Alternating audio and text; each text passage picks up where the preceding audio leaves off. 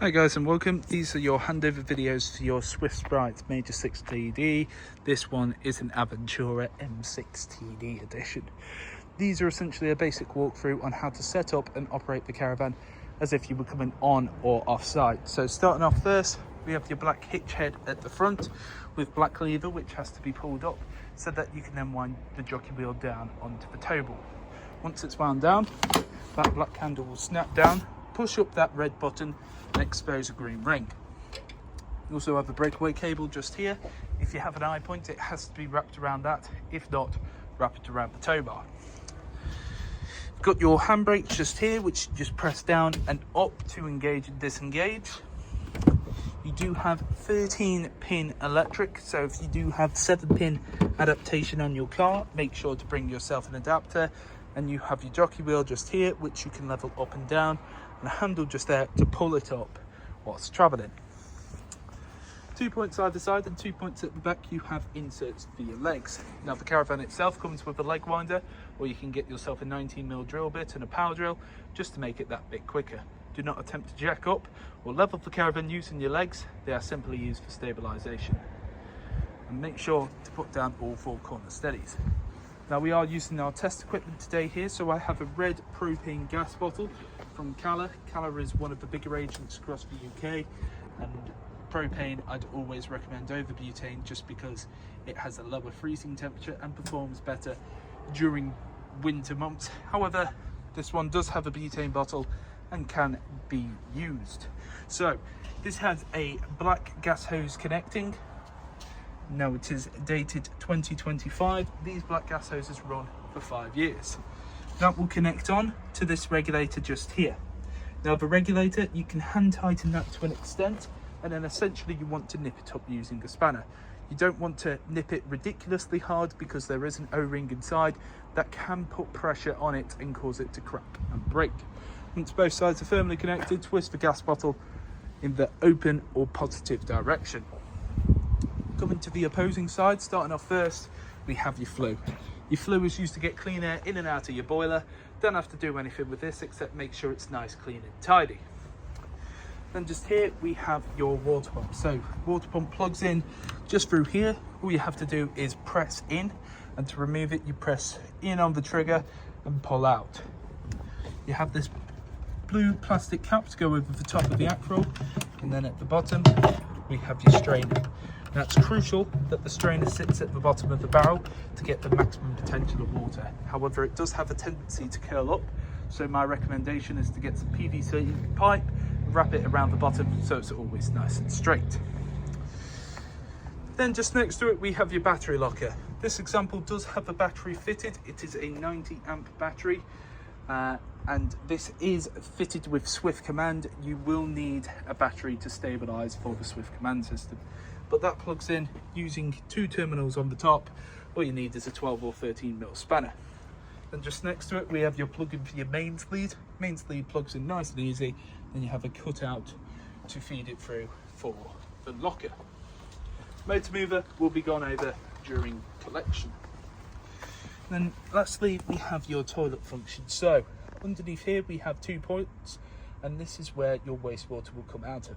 You'll need some 28.5mm waste pipe to then feed into a waste master that you can empty out at the appropriate point on site. And just here we have your cassette toilet. To remove the cassette toilet, press up on the orange handle and pull out towards you. Now this handle does also extend out and up and can be used similar to a carry-on suitcase. Then when you need to empty it, twist this head to the side, open up that cap. What you want to do is tilt, and at the same time as tilting, continually pressing the vent button. Once you've done that, my recommendation is to open up this compartment, feed in some fresh water, give it a bit of a shake, and again, tilt and vent. Then on your cap here, you have measurements in both imperial and metric, and that is for your blue chemical. Blue chemical goes into that cap, back onto that head, twist it nice and tight, head back to the side, push it in so that orange handle sits behind those white teeth. So then it can't be removed without pressing up the handle. Then just above, we have your flush tank. The flush tank itself can hold around 12 litres of water. However, you wouldn't want to put any more than 10 in, as it can overfill the compartment. You can also add a bit of pink chemical, which works as the bleach without being corrosive and makes it smell a bit nicer. Now you don't want to travel with either of these too full, so just up here you have this little black lead to drain out any remaining water. The caravan itself will be fully drained off before you leave with it. Then underneath your right hand side bed, well, front lounge at least, you have all of this here, so I wouldn't recommend storing anything under here. Underneath that compartment is your boiler. You can remove that wooden slat to get access to it if you ever need to do a reset. These blue and black points here are your flow jets, which are essentially what will pull through the water, and then you have this yellow toggle. That yellow toggle is your drain valve. When it's in the horizontal position as it is now, that is allowing the flow of water to come through. When it's switched up to the vertical position, that will drain off any remaining water inside the system. This will be left in the vertical position when you do come to collect it. Any water inside the system will be drained off. November to March, have that up permanently unless you're actively using the caravan, and anytime you come off site, do give it a drain off. You also want to make sure that you drain off any time that you leave site, because you don't want water sloshing around the system, as it can do damage. This blue box is your brain box essentially for your motor mover. Then you have this silver box on the side, which is your battery charger.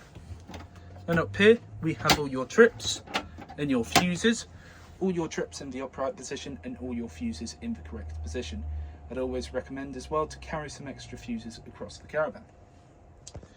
Then you can see here that both heating and hot water and the charger are illuminated, showing that they're both working, and then you have the reverse polarity button if you ever go abroad. Then that button there is your complete and utter system shutdown button. Press that in, nothing inside the caravan is able to operate.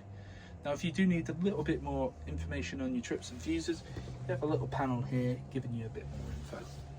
And just here we have your Swift command board, which is also your main control panel. Now this, you will always need a battery on board to be able to stabilize. At the top it tells you the internal and external temperatures, the humidity outside, the date and the time. The time's slightly off, but that can be altered in the settings. First up, you have your water pump. So when I press that in, you can see a blue border comes around, and you'll also hear the water be drawn through from outside to the boiler. The boiler itself has a capacity, it will fill it up to capacity, and then it will stop. The noise will then stop. Essentially, when you've pressed that in, you can go over to your taps and open up on both hot and cold. But as we've just turned it on, I will give it a few minutes. Press in the next one, you have your awning light. So yellow border comes on, go to the outside, and you can see your awning light is now on. Next we have lighting. So we have two options. We have dimmer 1 and dimmer 2. So I press in on both of them on the middle. So dimmer 1 is for the back of the van, and dimmer 2 is for the front of the van. I can then also dim the lights, so as they go gradually down, you can see it gets slightly dimmer, and that's at its lowest, and then back up. You can press and hold on this as well. Same concept for the front, just depends what you want. Go back to the home. Then I've got the amount of power coming into the van. So right now it says that 14.1/2 volts are coming into the caravan. Now it says from leisure battery, but I'm currently plugged into mains. So that is the amount coming from the actual mains lead itself, not from the leisure battery. When you have no mains lead in, that will show you leisure battery power. Next to it is your solar power, and next to it is your vehicle power. Obviously there's not any vehicle power right now because we're not plugged in. Then we have the AC current, and you can also set a limit for the amount coming in, excuse me, choking on my own words. Then we have some general settings. So you've got time, date, day, screen brightness, screen timeout, and Bluetooth pairing at the bottom, and key beep. Key beep is essentially when you press a button in, it will beep up to tell you it's been pressed.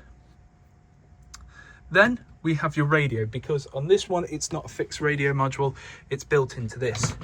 So just next to it, essentially here we have your different modes. So you have FM, DAB, aux, or off.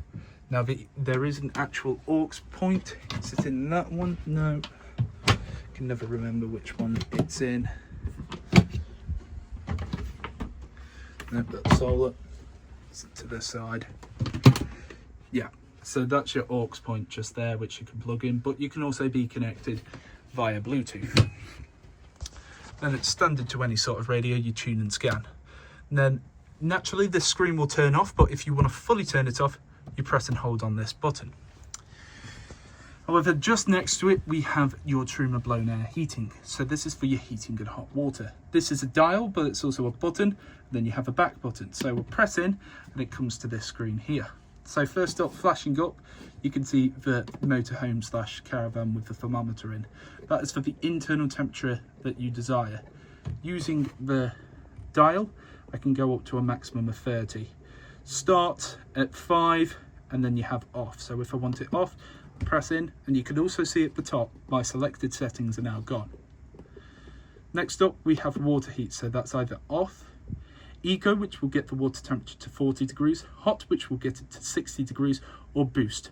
Boost will prioritise the water heat over the heating of the actual caravan for around 15 minutes and then drop it back down to eco. To select anything you press in on the dial as well. Then we have the energy source, so you can either have gas, a mixture of gas and 1 kilowatt, a mixture of gas and 2 kilowatt, strictly electric with 1 kilowatt, or strictly electric with 2 kilowatts. So you've got the choice of either gas mains or a mixture of both. Then we've got your fan. So as I'm currently off of the heating, I've either got off or vent. Now what vent does, it will circulate the air across the caravan using your vent. It will just push it around. However, if I set up heating, go to 10 for example, I've either got eco or high. Eco is a nice steady boost, whilst high is a bit more of a vigorous boost. Then I have a timer just here. This allows me to set when I'd like the heating and hot water to come on and when I'd like it to finish. So if I'm away from the caravan for a little bit of time, it means that I can at least have it set up ready and nice and hot for when I come back. Then we do have your time, so it's currently not 26 minutes past midnight. Just select the correct time when it comes to it. Then the spanner icon is your additional settings. I'm not going to go through them as we have set this panel to what we believe is the most user friendly. However, if you'd like to have a look inside your book pack, please do so. Now naturally this panel will fade off, so it's green but still show a bit of a backdrop. However, if you want this completely off, press and hold in and it will completely turn itself off, just like so. Now, as it's been a couple of minutes, I can now open up my taps on both hot and cold. And what you're looking for is essentially a nice, steady, continuous stream. If there's any coughs or splutters, go outside and ensure that your strainer is at the bottom of the barrel. There's plenty of water inside the act roll, and that pretty much all the valves are in the correct position. Now I did just have it on hot, so you saw a couple of coughs and splutters. That's because there's no hot water in the boiler, as I've not had it on very long. But you can see on both cold and hot, it does operate. As mentioned, that screen will naturally turn itself off as well. And just here we have your hob grill and oven, so all of this operates off gas. What you have to do, press in the dial, twist it to the side and press in the igniter. Now it may be a case that you will light the flames and it will cut off. That's just the gas making its way through the system. If it does that, just turn it back on. This is what it looks like when they're all lit. As you can see, all flames nice and lit. Turn it off back to the central position. Same for the grill, so let's see if I can do this with one hand. You can see that all nice and lit. And finally, you've got your oven and my phone beeping in my pocket. You can see that all nice and lit there as well. Only other real thing to note, you need to travel with this glass sheet down, but don't put it down until all the burners are cold to the touch. You can also travel with the gas bottle in and with the gas hose on, but make sure the bottle itself is off. And just here we have your toilet operation, which is bog simple. Lift up the lid, press in the flush button, and you can hear that motor. That motor is what will push around any water inside the system. And then when you come to empty it, press away this handle, opens up the catch below and pull it back towards you so that you're able to remove the cassette. Stumbling over my words tonight. When the cassette is full, there'll be a red light coming on underneath that to tell you go and empty your loo. Then just here we have your fridge operation. So your fridge turns on by pressing and holding on this button. It will flash up and go to its most recent memory, which in this case actually showed the fridge memory was mains on full capacity. Now, as you can see there, I've just pressed that temperature button, and that's the amount of power coming into the fridge. The thicker the bar, the more power coming into the fridge, the quicker it's going to chill. Even on full capacity, it does take around 4 hours for the fridge to fully chill. I can then change the source, so I've got either 13-pin electric, gas, mains, or auto. If I switch it over to auto, automatically chooses what the fridge thinks is the best source, which in this case is mains. Press it again, it's going to go over to 13-pin, but as we're not plugged in, it's not going to work. That is never leisure battery as well, only 13-pin. So it begins to flash up and beep. I can then go over to gas. Now for gas, my recommendation is to check all your hob, grill and oven first before having that set up, as you want to check all the gases coming through. As well, whenever the fridge is on, there'll be a light come on, and to turn it off, press and hold on this button. Turns itself off, no lights.